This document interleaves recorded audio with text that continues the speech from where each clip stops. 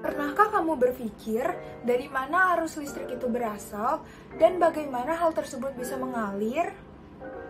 Mari kita bahas. Assalamualaikum warahmatullahi wabarakatuh. Tabi pun, perkenalkan nama saya Chira Hairunisa Aulia Nugroho. Bagaimana kabar teman-teman hari ini? Semoga kita semua dalam keadaan sehat walafiat.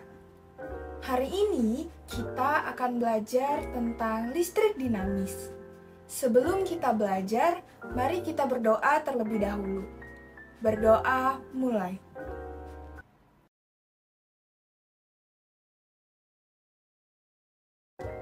Kita akan mulai dengan membahas pengertiannya terlebih dahulu ya teman-teman. Listrik. Listrik adalah rangkaian fenomena fisika yang berhubungan dengan kehadiran dan aliran muatan listrik. Sedangkan dinamis adalah istilah umum yang merujuk kepada segala sesuatu atau kondisi yang terus-menerus berubah, bergerak secara aktif, dan mengalami perubahan. Jadi, dapat kita simpulkan bahwa listrik dinamis adalah kumpulan elektron yang terus-menerus mengalir dari suatu titik ke titik lainnya. Aliran listrik tersebut mirip dengan aliran sungai yang mengalir sehingga listrik dinamis disebut dengan arus listrik. Pada materi listrik dinamis ini, terdapat 7 subbab yang harus kita pelajari. Yang pertama, yaitu adalah arus listrik. Yang kedua, yaitu adalah hantaran listrik. Dan yang ketiga adalah rangkaian listrik. Yang keempat adalah karakteristik rangkaian listrik. Yang kelima, yaitu ada sumber arus listrik. Yang keenam, yaitu adalah sumber-sumber energi listrik. Dan yang ketujuh adalah penerapan listrik dinamis dalam kehidupan sehari-hari. Baik, materi pertama yang akan kita bahas adalah arus listrik. Seperti yang sudah kita bahas sebelumnya, arus listrik adalah aliran elektron yang bergerak atau mengalir dalam satuan waktu. Arus listrik mengalir dari potensial tinggi ke potensial rendah. Sedangkan arah alirannya, elektron dari kutub negatif ke kutub positif. Agar lebih jelas, mari kita lihat animasi berikut ini.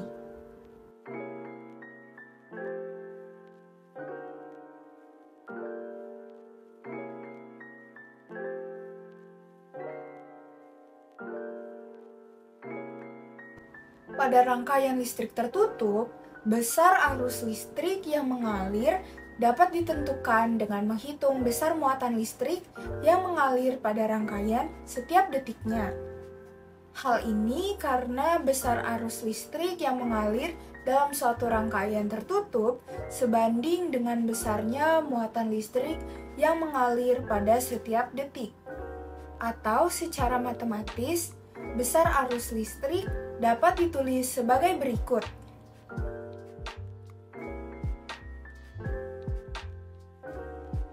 Baik, materi selanjutnya yaitu adalah hantaran listrik. Hantaran listrik adalah suatu hantaran yang dilakukan secara langsung. Pertama, mengalir dari kabel yang disambungkan ke baterai, sehingga terjadi hantaran listrik. Pernyataan bahwa listrik mengalir sebenarnya berkaitan dengan muatan yang berpindah, sebab perpindahan elektron pada bahan akan menghasilkan arus listrik yang arahnya berlawanan dengan arah perpindahan elektron tersebut. Lalu, jenis bahan berdasarkan daya hantaran listrik dibagi menjadi 3. Yang pertama adalah konduktor listrik. Konduktor listrik adalah bahan-bahan yang dapat digunakan untuk menghantarkan listrik. Contohnya adalah tembaga, perak, dan emas. Yang kedua yaitu adalah isolator listrik. Isolator listrik adalah bahan yang tidak dapat menghantarkan arus listrik. Contohnya adalah plastik dan karet. Dan berikutnya adalah semikonduktor listrik. Bahan semikonduktor listrik adalah bahan-bahan yang jika berada pada suhu rendah bersifat isolator. Sementara pada suhu tinggi bersifat konduktor. Contohnya adalah karbon, silikon, dan germanium. Pada bidang elektronika, bahan semikonduktor digunakan untuk membuat transistor yang kemudian dirangkai menjadi integrated circuit atau IC, seperti gambar di berikut ini.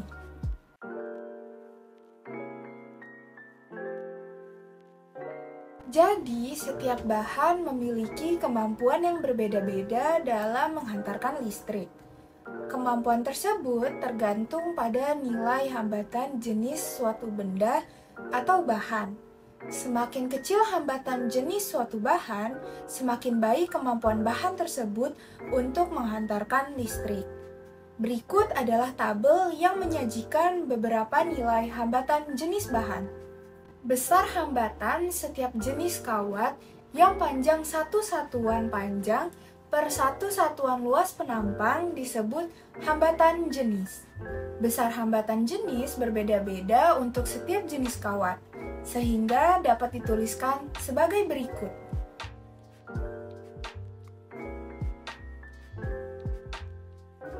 Tahukah kamu mengapa ada sebuah saklar yang dapat digunakan untuk menyalakan beberapa lampu sekaligus? Tetapi ada juga sebuah saklar yang hanya dapat digunakan untuk menyalakan sebuah lampu saja. Apa yang menyebabkan hal itu terjadi?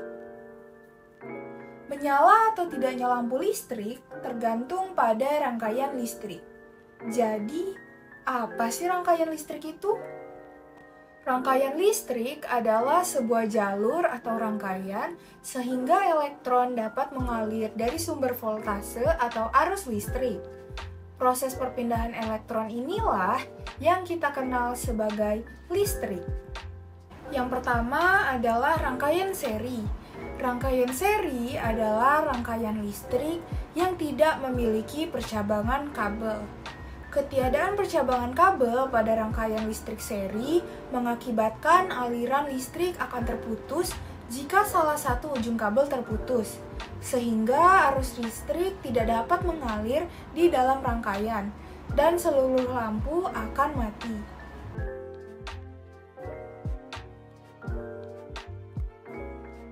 Sedangkan untuk rangkaian paralel adalah rangkaian listrik yang memiliki percabangan kabel. Jadi, jika salah satu ujung kabel terputus, maka arus listrik akan tetap mengalir pada kabel lainnya. Dan beberapa lampu lainnya akan tetap menyala.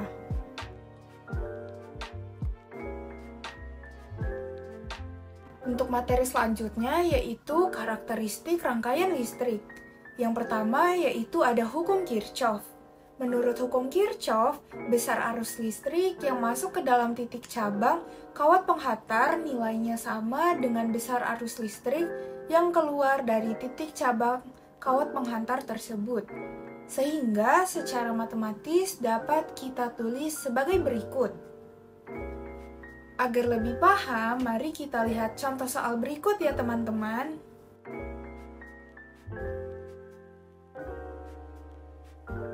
Jadi teman-teman, untuk menyelesaikan soal ini kita perlu mengetahui yang manakah merupakan arus listrik masuk dan yang manakah merupakan arus listrik keluar. Nah, hal tersebut dapat kita lihat dari arah panahnya. Nah, dapat kita lihat bahwa arus listrik yang masuk adalah I1, I4, dan I5. Lalu arus listrik yang keluar adalah I2 dan juga I3. Perlu kita ingat bahwa sigma dari besar arus yang masuk sama dengan sigma dari besar arus yang keluar. Nah, langsung kita substitusikan saja. I1 ditambah dengan I4 ditambah dengan I5 sama dengan I2 ditambah dengan I3. Untuk mencari I5, maka kita akan memindah ruaskan I1 dan I4. Dan kita dapatkan jumlah I5 yaitu hasil penambahan dari I2 dan I3 dikurangi dengan hasil penambahan dari I1 dan I4. Yang kita dapatkan yaitu 8 dikurangi dengan 7. Yang berarti jawaban untuk besar arus listrik yang kelima yaitu adalah 1 ampere. Pada suatu rangkaian listrik, hambatan listrik juga dapat dipasang secara seri maupun paralel, seperti pada lampu dan baterai. Yang pertama yaitu ada rangkaian hambatan listrik secara seri. Pada rangkaian seri, kuat arusnya bernilai sama tetapi tegangannya berbeda. Menurut hukum Ohm, tegangan listrik total dapat kita hitung dengan kuat arus listrik dikali dengan jumlah hambatan kawan. Agar lebih paham, mari kita kerjakan soal berikut ini.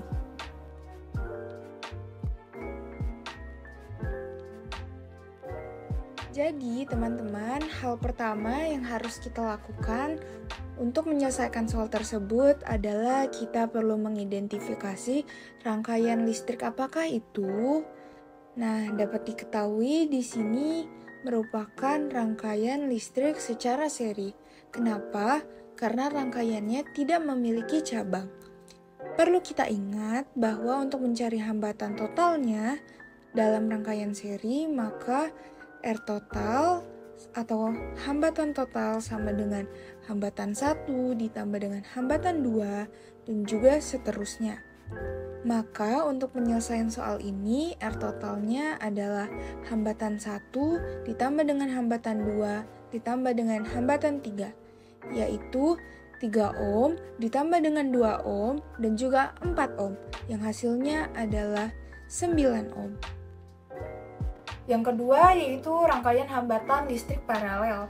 Pada rangkaian paralel, tegangan listrik bernilai sama, tetapi besar kuat arusnya berbeda. Menurut hukum Ohm, mencari kuat arus listrik total dapat menggunakan rumus tegangan listrik dikali dengan jumlah 1 per hambatan kawan.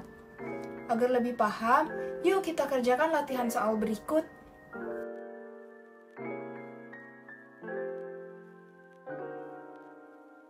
Nah, teman-teman, untuk soal latihan yang ini, kalian sudah dapat belum jawabannya? Sebelum itu, kalian sudah dapat mengidentifikasi bukan bahwa ini merupakan rangkaian listrik secara paralel. Perlu kalian ingat bahwa untuk menghitung hambatan total dari rangkaian listrik paralel, maka dapat dihitung dengan hambatan total sama dengan 1 per hambatan pertama, ditambah dengan 1 per hambatan kedua, dan seterusnya. Nah, untuk jawaban latihan soal yang ini, jawabannya adalah 12 per 11 ampere. Gimana teman-teman, jawabannya sudah benar belum? Materi selanjutnya adalah rangkaian GGL dan hukum Ohm pada rangkaian tertutup. Baterai baru yang belum dipakai umumnya memiliki gaya gerak listrik atau GGL sebesar 1,5 volt. Artinya, sebelum dirangkaikan untuk menghasilkan arus listrik, di antara kutub-kutub baterai ada tegangan sebesar 1,5 volt. Jika baterai dihubungkan dengan suatu rangkaian sehingga ada arus yang mengalir, maka tegangan di antara kutub-kutub baterai disebut dengan tegangan jepit. Perbedaan besar GGL dan tegangan jepit baterai terjadi karena adanya hambatan dalam pada baterai. Menurut hukum Ohm, besar kuat arus yang mengalir pada rangkaian tertutup adalah GGL baterai dikurangi dengan hasil kali hambatan dalam. Elemen listrik yang sama dipasang secara seri dapat dihitung dengan menggunakan rumus hasil kali GGL baterai dibagi dengan jumlah hambatan luar dan hasil kali hambatan dalam. Materi selanjutnya adalah sumber arus listrik. Untuk menghasilkan energi listrik perlu adanya alat yang dapat mengubah energi lain menjadi energi listrik. Secara umum, sumber arus listrik terdiri atas 2 jenis, yaitu sumber arus searah atau DC dan sumber arus bolak-balik atau AC. Elemen volta, baterai, dan akumulator adalah sumber arus DC yang dihasilkan dari reaksi kimia, sehingga disebut juga sebagai elektrokimia. Berdasarkan dapat atau tidaknya diisi ulang, sumber arus listrik dibedakan menjadi elemen primer dan elemen sekunder. Elemen primer adalah sebutan bagi sumber arus listrik yang tidak dapat diisi ulang ketika energinya habis. Contohnya seperti baterai kering dan elemen volta. Sedangkan elemen sekunder adalah sebutan bagi sumber arus listrik yang dapat diisi ulang ketika energinya habis. Contohnya seperti akumulator dan baterai lithium ion yang digunakan pada telepon genggam atau kamera. Energi listrik menjalankan peralatan rumah tangga, peralatan perkantoran, mesin industri, kereta api listrik, lampu umum, alat pemanasan, memasak, dan lain-lain. Energi yang dihasilkan dapat berasal dari berbagai sumber, seperti energi matahari, angin, air, dan bioenergi.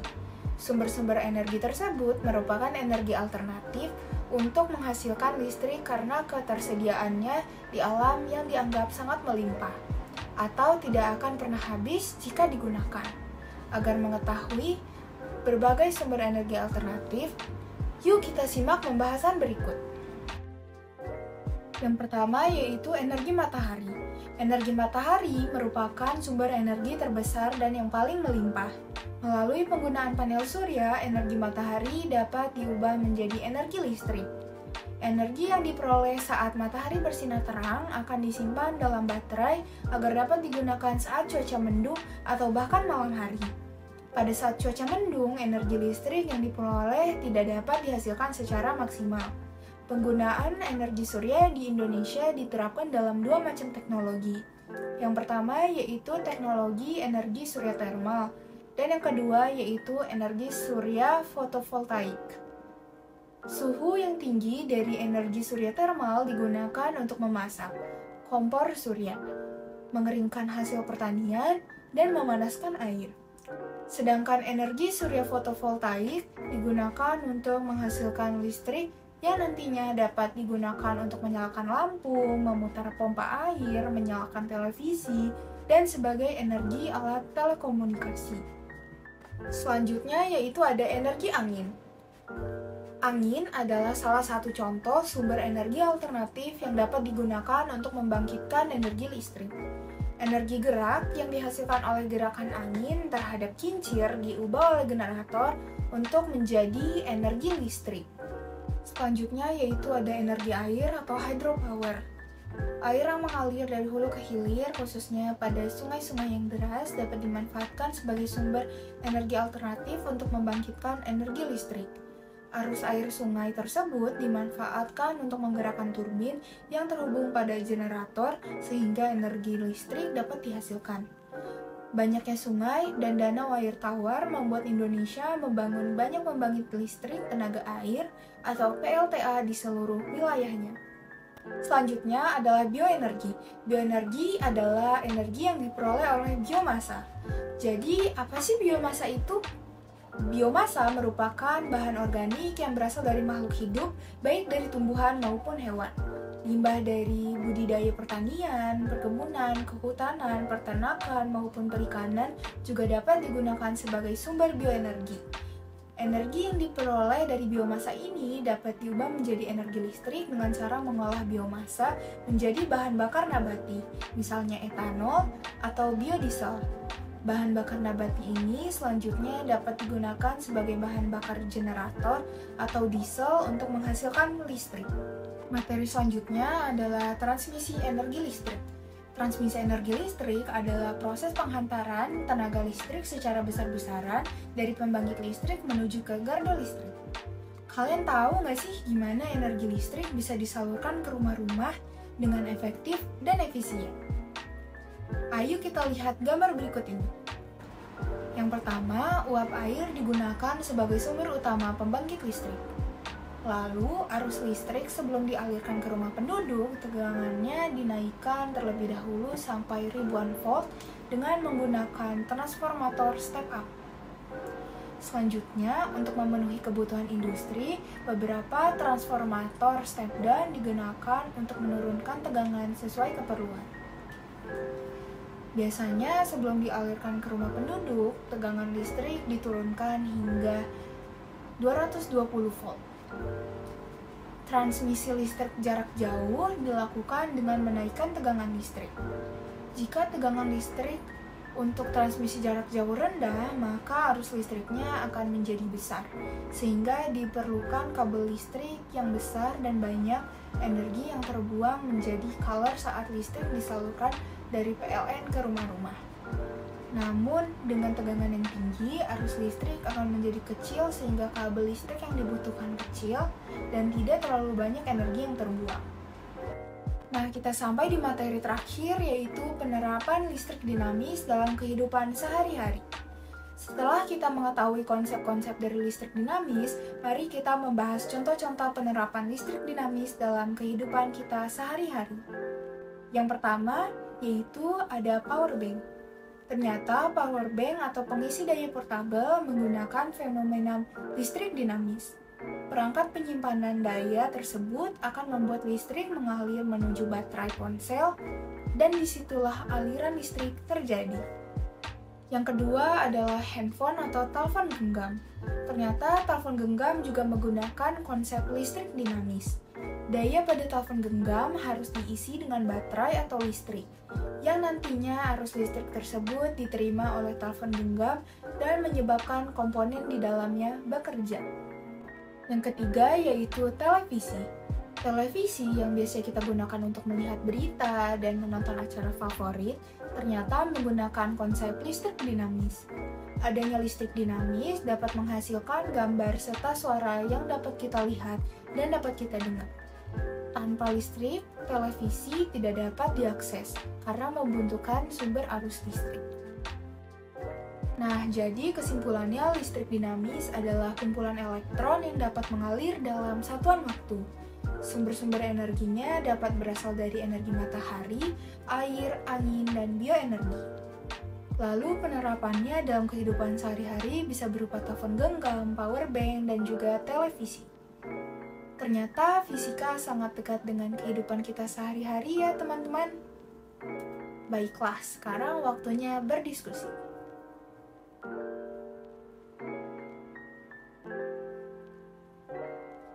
Nah, jadi pembahasan mengenai listrik dinamis sudah selesai sampai di sini.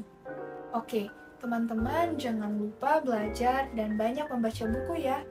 Sekian dari saya, wassalamualaikum warahmatullahi wabarakatuh.